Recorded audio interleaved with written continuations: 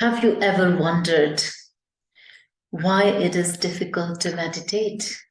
Have you ever wondered who is God and why there is so much discussion in the name of God? Namaste, my name is Aparna, and in today's video, we are going to further learn few more Yoga Sutras from Patanjali because that will make everything crystal clear for you in the journey of yoga, mindfulness, and meditation. So if you want to get authentic yogic information, you must subscribe to this channel and learn from the previous videos, the other sutras that you might have missed. And in today's video, I'm going to talk about Yoga Sutra number 27, 28, and 29. So far, Patanjali has given you even the definition of God. And who is God? What are the characteristics of God? And now, Patanjali in the 27th Yoga Sutra is giving you even the sound of God, that the sound of God is this. So you want to know? Then keep watching until the end. So Yoga Sutra number 27 is Tasya Vachakah Pranavaha. Tasya Vachakah Pranavaha. The word that expresses the sound of God is the mystic sound Om.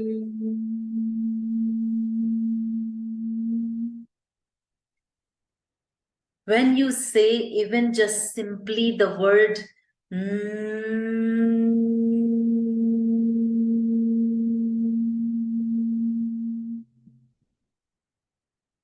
so if you just do this humming,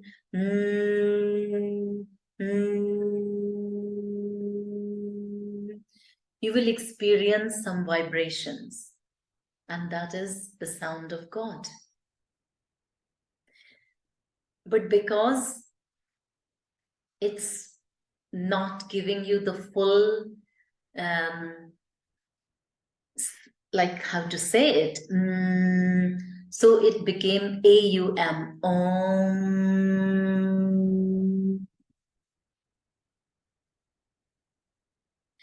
And if you look at the sound of Om, so when you say Ah, your mouth is fully open. Then when you say Om, so then mouth is half open. And then when you say your mouth is fully closed. So AUM. This sound contains all the other sounds within it. So if there is a finite knowledge, there must be an infinite knowledge.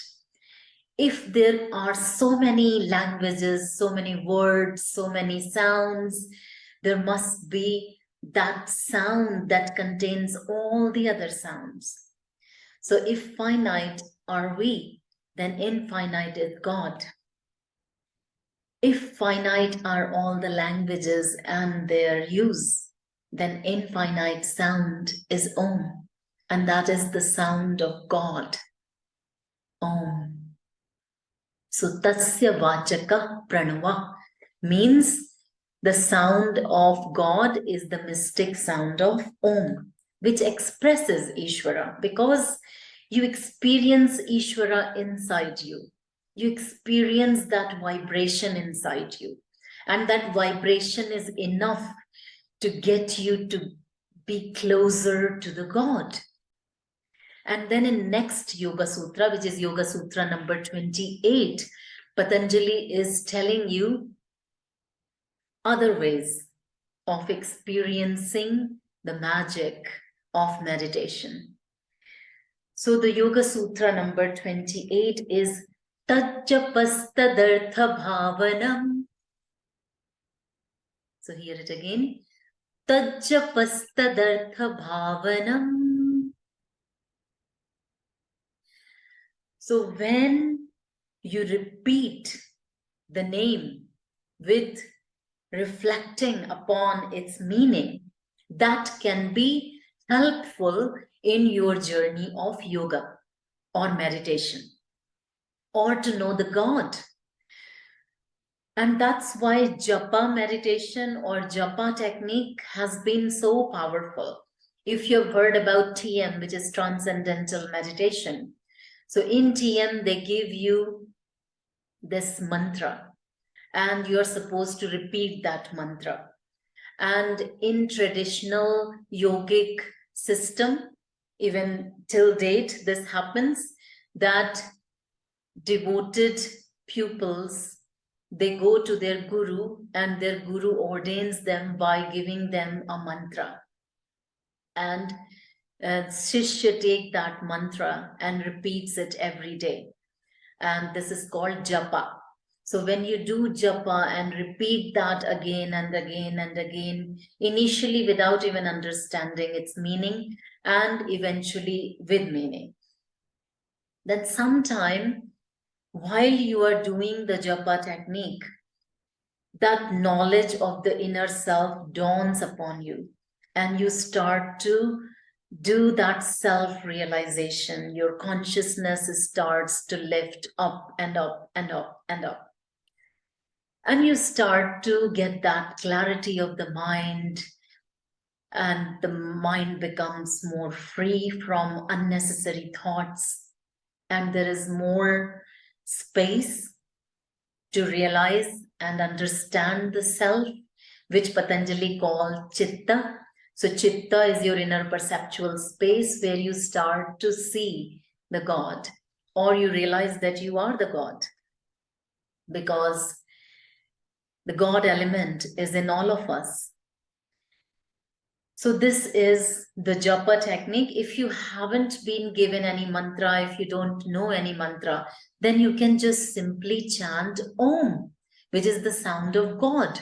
So if you simply repeat the sound Om, let's do it 3 times now, and then you can do it every day. And eventually you will start to experience some changes in your inner psyche. Om.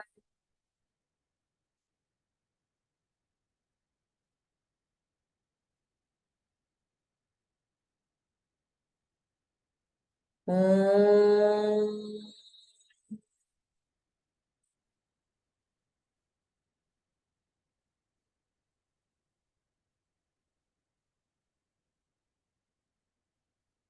Om.